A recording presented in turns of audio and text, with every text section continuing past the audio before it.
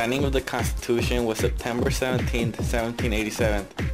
Article 7 established that the Constitution will go into effect when 9 states voted to accept it. This occurred on June 21, 1788, with New Hampshire's ratification. The separation of powers consists of 3 different branches: the legislative, executive, and judicial. Each branch has a certain job. For example, the legislative makes the laws, the judicial interprets the law, and finally the executive carries out the laws. The idea of splitting the government's power came from Baron de Montesquieu. The idea came from his book, The Spirit of the Laws, that was written in 1748. References to the separation of powers can be found in Articles 1, 2, and 3. Why is the separation of powers important? It will prevent any one branch from gaining too much power, which could lead to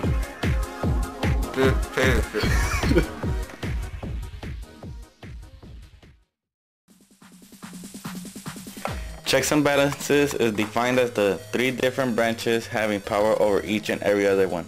Such as the executive branch keeping a check on Congress by vetoing acts of Congress.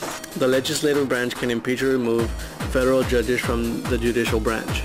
The judicial branch can declare executive acts unconstitutional, and it can declare Congress acts unconstitutional. Our good friend James Madison once said, "Ambition must be made to counteract ambition." And from this idea was where checks and balances came from. Proof of checks and balances can be found in the Constitution. Judicial powers can be found in Article 3, Section 2, Clause 1. Legislative can be found in Article 1, Section 2, Clause 5, and Section 8, Clause 1 and 2. Also in Section 7, Clause 1 and 2. The executive powers can be found in Article 3, Section 1.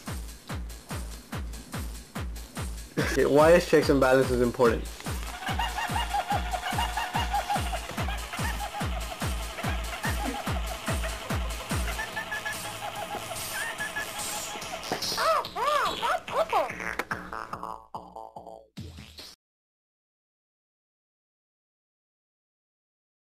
These are the rules or laws that ensure that the military leaders won't take control of the government officials.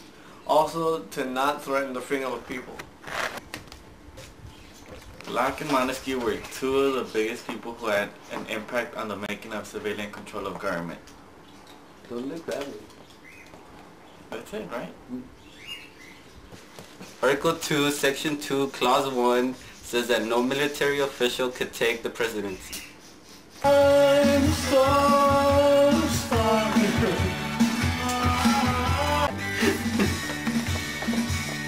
Thanks to civilian control of government, the U.S. President cannot be observing military personnel, and Congress is the one who decides if the military gets funding or not.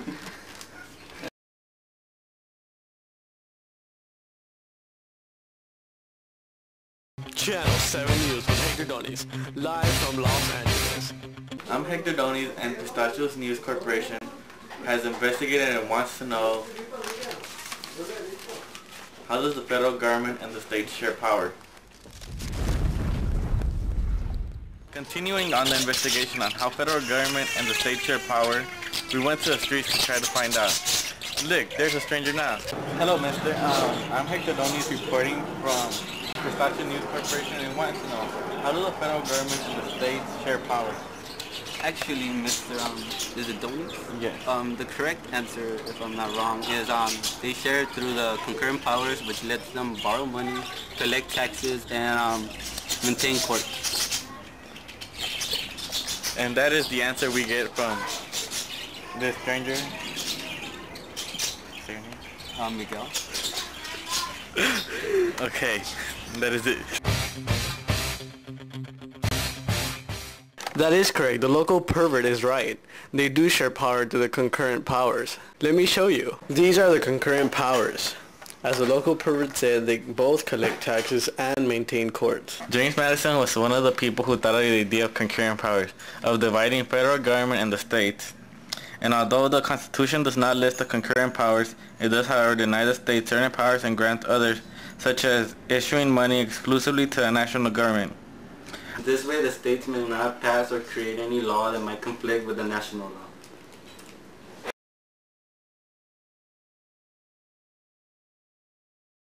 The Bill of Rights limits the power the government has to create laws that might affect people's natural rights, such as freedom of speech, freedom of religion, and the right to bear arms. Although John Locke did not create the Bill of Rights, he did have a great say in them. John Locke's classic work greatly influenced the works of great American leaders such as Thomas Jefferson, James Madison, and Benjamin Franklin. This subject is kind of a hard subject to deal with, so We went to the streets to try to find out. Well, you see, the Constitution protects the minorities' rights by giving minorities the right to vote, the right to have civil liberties, and the right to vote for the president, and not be slaves. I said peace. how does the Constitution protect the rights of minorities? Well, it protects the rights of minorities by, gay, they could be gay, freedom of religion. They could do whatever they want, They're not like damn communists, They have a free to do anything they want. Well, doesn't the Constitution apply to everybody? Yes, but how did it protect the rights of minorities? Well, if it applies to everybody, it means everybody who's in the U.S. I have to admit she got me there. As in what? What? The First Amendment, which protects their liberties and the other rights. I don't know. Okay, thanks.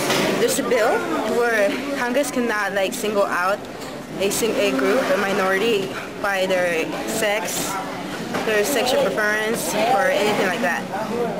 And the Constitution protects them from that. Yes.